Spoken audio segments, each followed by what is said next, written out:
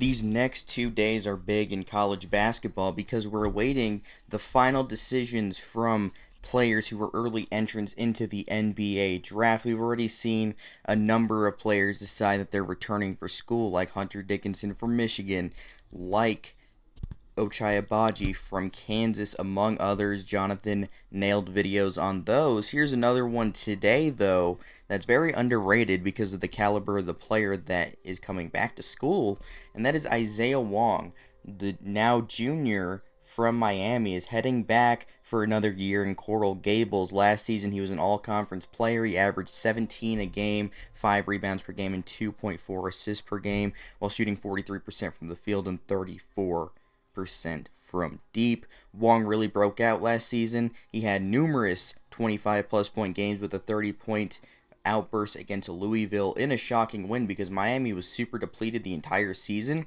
but especially in that game, they only had 7 available players and Wong played 39 minutes, had 30 points. He's a high-level player that will be drafted next season, could be a potential first-round pick, so coming back makes a lot of sense for him. They also returned Cameron McGusty for the extra year of eligibility. He is also a solid scorer, but he's dealt with a lot of injuries in his time. But when you look at the rest of the roster, it's been a rough few years for Miami. They've dealt with a ton of injuries. Chris Likes has barely been on the floor the past few years, and he ended up transferring to Arkansas.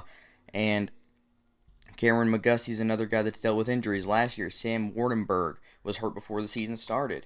So it was just going to be a tough year. They ended up going 10-17. It just was going to be tough with the amount of injuries they had to really contend.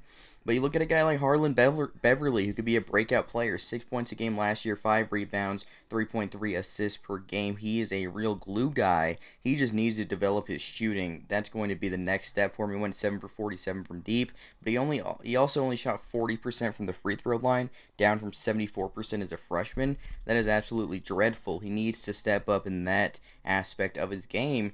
But to replace Chris Likes, as I mentioned earlier, they added a well-traveled high major college basketball player who spent time at Cal, spent time at Kansas, and spent time at DePaul most recently. That is Charlie Moore, who had 14 a game last season along with 4 assists for the Blue Demons. He shot 34% from deep. He's been around. Like I said, this is going to be his fourth school in his final year of eligibility. He is going to lead the offense, and he will start from day one, making the starting lineup likely something like Charlie Moore. Then you can go with Cameron McGusty. You can go with Isaiah Wong as your 1, 2, 3.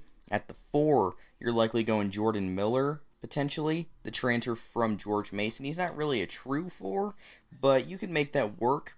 But he could also come off the bench. So there's a few different things you can do here. Miller's more of a wing, so I would suspect he probably comes off the bench just to make things work better, which means that you're either starting Deng Gak, who's going to be a senior next year, or Anthony Walker is going to be a junior next year at the 4. At the 5, you can go Sam Wardenberg or Rodney Miller, or maybe add Jalen Duren, the number 1 recruit in the class of 2022, who is thinking about reclassifying to 2021. The Hurricanes are in his final 5 among 2 professional options and 2 other colleges, but Miami is squarely in the mix to land Jalen Duren next season.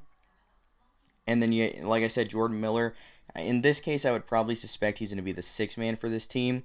He's a very steady player for George Mason during his 4 seasons there. They were never a great team, but he had 15 points per game last season, 46% from the field, always an efficient scorer, and can rebound the basketball. Maybe he could play some small ball 4 in certain situations. And then also off the bench, as I mentioned earlier, Harlan Beverly. He could be in for a breakout season if he develops a jumper a little bit. Rodney Miller, also, that he's going to come off the bench, or Wardenberg's going to come off the bench. They're not going to start together. Both are big men who can only play the 5. So one will start, one will come off the bench. That's a pretty solid 9-man rotation of just guys who were experienced in college basketball. And then you had 3 incoming freshmen, Bensley Joseph, Ja'Kai Robinson, and Nassim Poplar. Those are 3 incoming freshmen.